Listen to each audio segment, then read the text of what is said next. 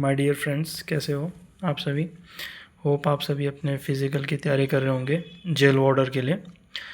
तो भाई, आज तक आप लोगों ने बहुत सारी जेल वार्डर्स की वीडियो देख रखी है, मतलब एक्सपेक्टेड कट ऑफ क्या आएगी क्या नहीं आएगी। और बहुत ही हमारे जो डीएसएसबी के अंदर जो ऑथेंटिक टीचर्स है, लाइक अमित सर है और श्री राधा कृष्ण करके नौकरी वाले हैं, वो उनका यूट्यूब चैनल, मतलब जो फेमस है उन सब की आपने कट ऑफ वीडियोस लगभग देख ली होगी। सुमेश काजला भाई भी है, एक अपना है। तो भाई, मुझे क्या लगता है, आज मैं अपने हिसाब से प्रेडिक्ट कर रहा हूँ कट ऑफ, क्योंकि काफ़ी एग्ज़ाम दे चुका हूँ यार एज ए एस्पिरेंट। हम लोग तैयारी कर रहे हैं कई सालों से, तो हमें भी एक एक्सपेक्टेशन आइडिया हो जाता है कि भाई क्या कुछ होने वाला है। तो बेसिकली अब दास ग्रेड 4 का रिज़ल्ट आया, उसको देख के लोग कह रहे हैं कि भाई वार्डर की भी बहुत ऊपर जाएगी।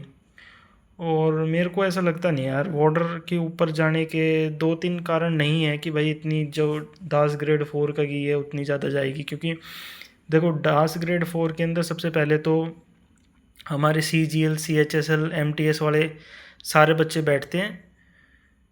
दूसरी बात है, जेल वार्डर में कंपटीशन फिज़िकल की वजह से भी घटते हैं, क्योंकि बच्चे देखते हैं यार फिज़िकल है, तो आधे बच्चे जो CGL और ये CHSL MTS वाले वो वैसे भी नहीं भरते। और असली कंपटीशन भाई उनके अंदर ही है, ठीक है। उनके अंदर ही है असली कंपटीशन, जो CHSL CGL MTS वाले हैं उनके अंदर रियल कंपटीशन है, ठीक है।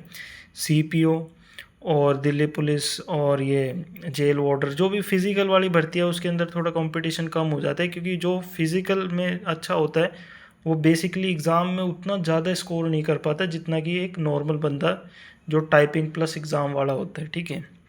तो उस हिसाब से अब जैसे 10 ग्रेड 4 के अंदर यार कोई फिज़िकल वगैरह है नहीं, उसके अंदर सिर्फ एक टाइपिंग थी और टाइपिंग के एक एग्ज़ाम था और उसके बाद टाइपिंग थी, और टाइपिंग के बेसिस पे आपका रिज़ल्ट फाइनल होने वाला है, ठीक है। तो बच्चे कह रहे हैं कि भाई उसके हिसाब से तो DSSB जेल ऑर्डर की भी अच्छी खासी जानी चाहिए, 150 के आसपास ही जानी चाहिए। बट मुझे ऐसा नहीं लगता यार। देखो, पिछली बार की ये मैंने सारी ये वैकेंसीज़ लिख रखी है, ये मैंने लिख रखा है कि प्री में कितनी कट ऑफ गई है ये वाली, ठीक है। ये मतलब फिज़िकल के लिए कितने बच्चे बुलाए गए हैं, और ये फाइनल जब फिज़िकल हो गया बच्चों का, इतने बच्चों का, उसके बाद जो फाइनल कट ऑफ हमारी लगी है वो लिखी गई है, ठीक है। ये सब हमने कैटेगरी लिखी गई है, ये सारी कैटेगरीज मैंने अलग अलग करके लिखी है। ये 2023 का डाटा है, ठीक है। 2023 में आई थी वो भर्ती सर, मैं भी उसके मतलब भाइयों मैं भी उसके अंदर था 2023 वाली में, और 2025 वाली के लिए भी अप्लाई कर रखा है, और एग्ज़ाम ठीक ठाक से गया है मेरा। तो भाई एक्सपेक्टेड स्कोर लगभग 145 रॉ स्कोर मुझे लग रहा है मेरा भाई, जहाँ तक था। मैं थोड़ा सा यार आज तक DSSB ने मतलब पहली बार ये एक्टिव पैसिव वाला और नरेशन वाला किया है, और मैं यार थोड़ा सा उसके टच में, मतलब हल्का टच में तो क्या पढ़ा तो था, बाकी मैं नरेशन वाला कॉन्सेप्ट एक्टिव पैसिव में और एक्टिव पैसिव वाला नरेशन में लगा के आ गया, उसकी वजह से थोड़ा सा रो स्कोर जो है गड़बड़ हो गया। नहीं तो मतलब ठीक ठाक सा 155 के आसपास स्कोर आना था भाई, ठीक है। और भी कई सिली मिस्टेक्स हो गई। एक करंट अफेयर के ऊपर यार ज़्यादा जोर मैं नहीं दे पाया आपकी बार। और पिछली बार का जो मैंने पेपर दिया था उस टाइम मेरी इतनी अच्छी तैयारी भी नहीं थी, सही बताऊं तो 2023 में मेरी इतनी कुछ खास तैयारी नहीं थी। 2024 की जून में हुआ था वो पेपर, मुझे अच्छी तरह याद है, CPO के पहले हुआ था। तो यार उस टाइम मेरी इतनी अच्छी कुछ तैयारी भी नहीं थी, फिर भी मेरे को वो पेपर बहुत हल्का लगा था उस टाइम पे। और 2025 में मेरी मतलब ठीक ठाक सी तैयारी है, GK भी तैयार है, रीजनिंग मैथ्स इंग्लिश हिंदी सब मतलब लगभग तैयार है, ठीक है। तो फिर भी मेरे को ये पेपर थोड़ा सा यार 2023 वाले से टफर साइड में लगा, ठीक है। सीधी सीधी बता रहा हूँ भाई, किसी का एनालाइज कुछ भी हो, बट मैं रियल पेपर देख के आया हूँ। और 24 नवंबर की सेकेंड शिफ्ट में मेरा पेपर था, और भाई मेरे को ऐसा लगा, जो मेरा पर्सनल एक्सपीरियंस आफ्टर मतलब अटेम्प्टिंग द पेपर, तो मुझे ऐसा लगा कि भाई रीजनिंग काफ़ी ज़्यादा टाइम टेकिंग थी फर्स्ट सेक्शन। अगर आप फर्स्ट सेक्शन की बात कर रहे हो तो उसके अंदर काफ़ी टाइम टेकिंग थी रीजनिंग, ठीक है। पिछली बार के अकॉर्डिंग सेकंड सेक्शन इजी था, पिछली बार की तरह ही था, बट पिछली बार से टफर साइड था सेकंड सेक्शन भी। तो रीजनिंग ओवरऑल पिछली बार से टफर साइड में थी। फिर आते हो आप जीके के ऊपर। पिछली बार भाई इतने प्यारे प्यारे सवाल पूछ रखे थे जीके में, छोटे छोटे मेडिवल के, मॉडर्न के, बहुत हल्के हल्के से सवाल।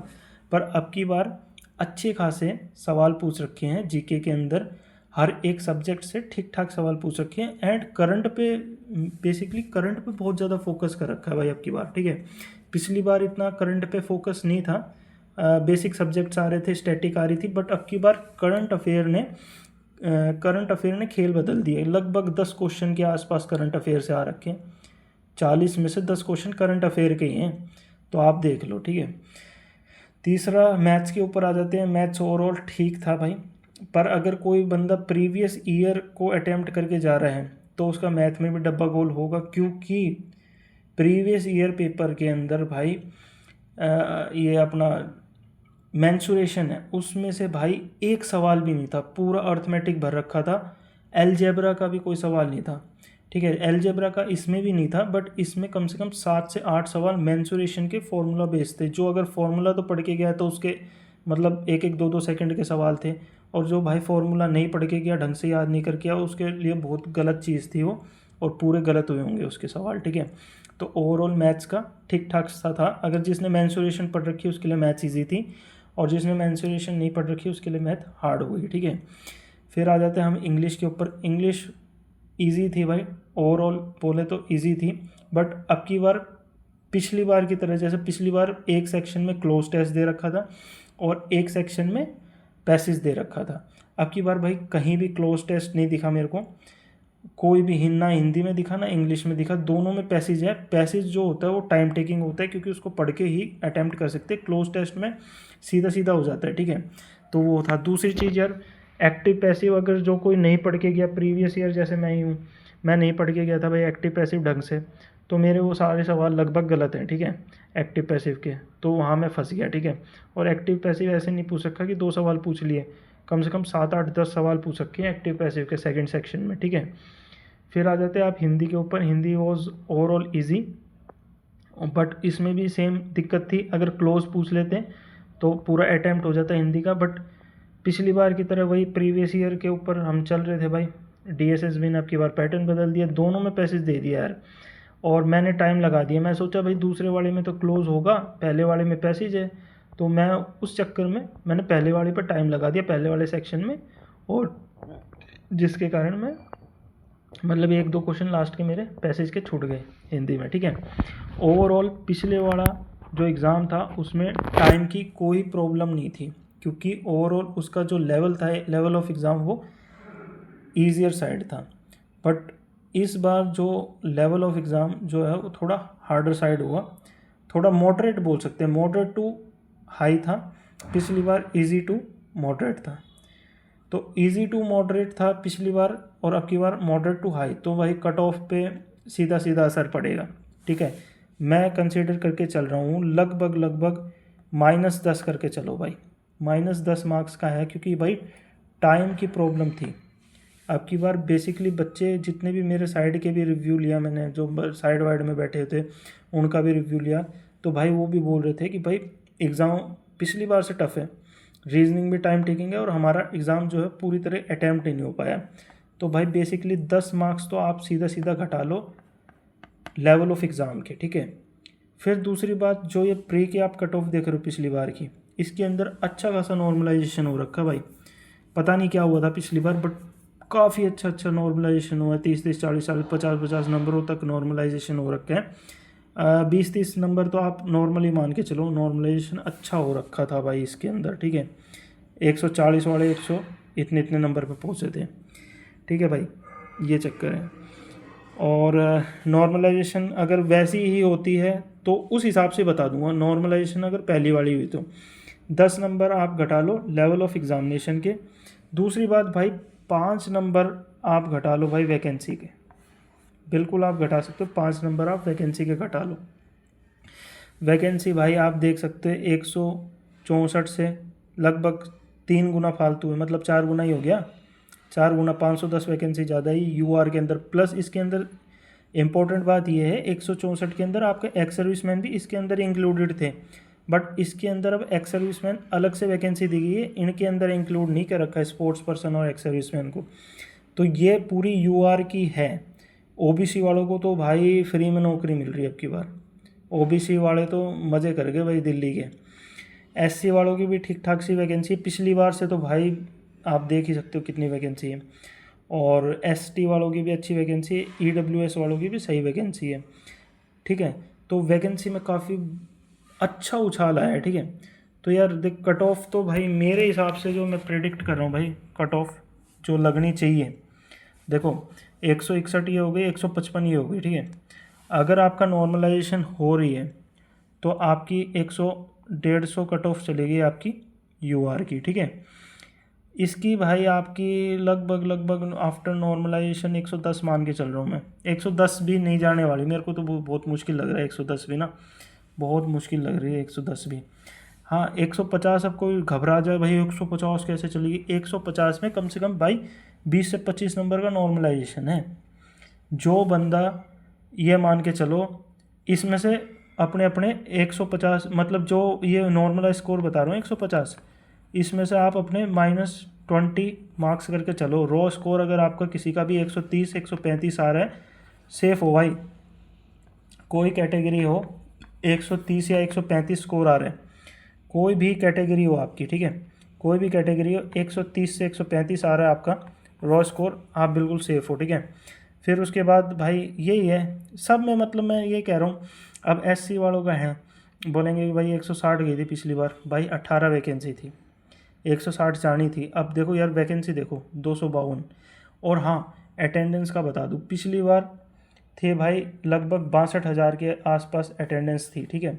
अब की बार 64 की अटेंडेंस है, 2000 अटेंडेंस बढ़ी है यार, बताओ दो भी, कुछ भी अटेंडेंस नहीं बढ़ी।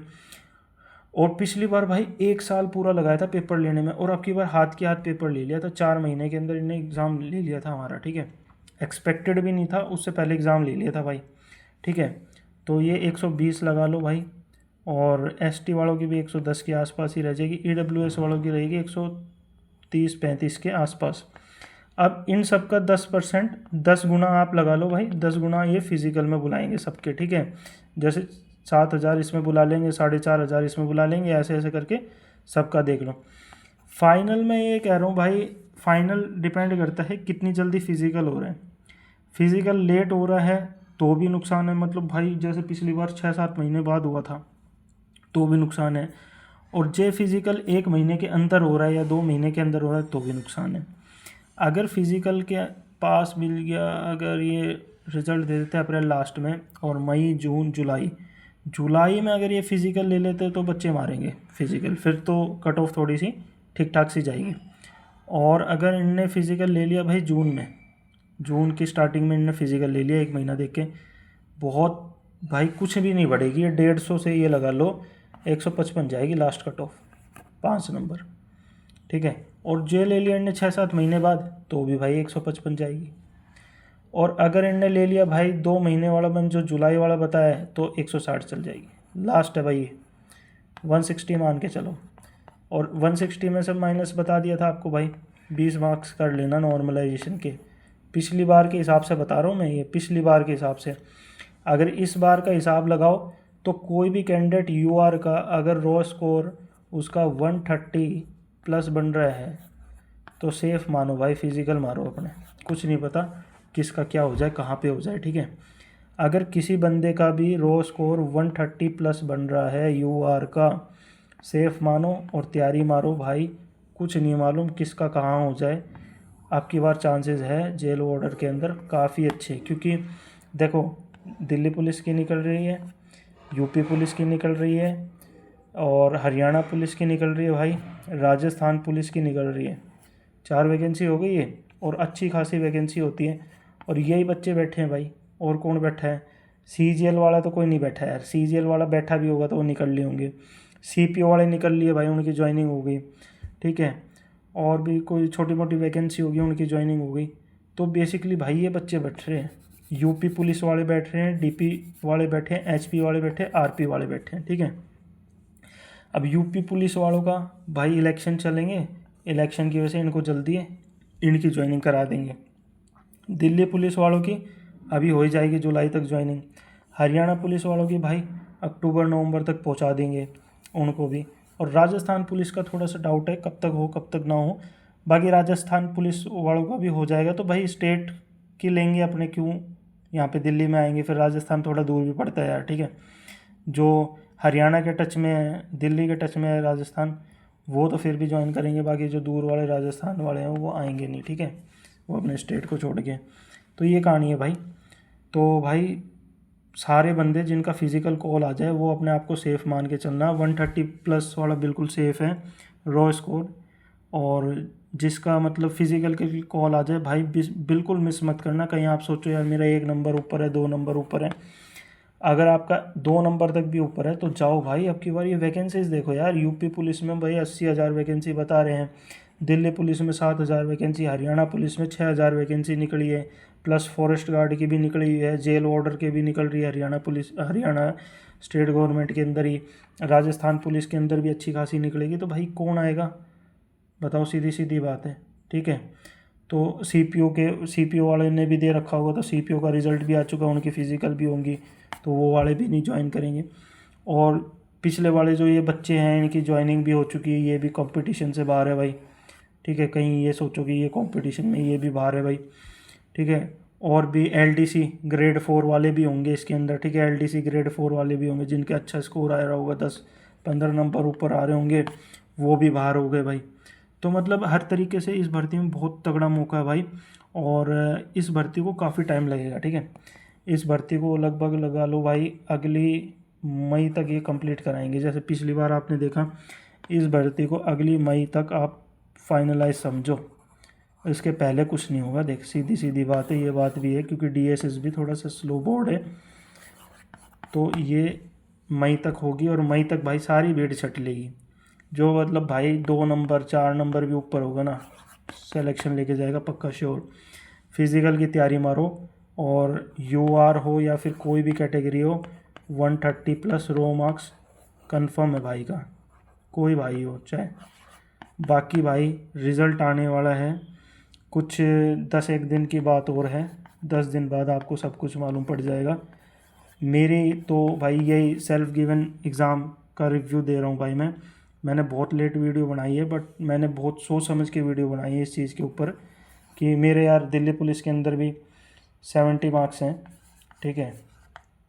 70 तो नहीं है, 69.75 है, ऑलमोस्ट 70 मान लो, बट पॉइंटों पे भी आजकल यार बहुत वो पढ़ रहे हैं।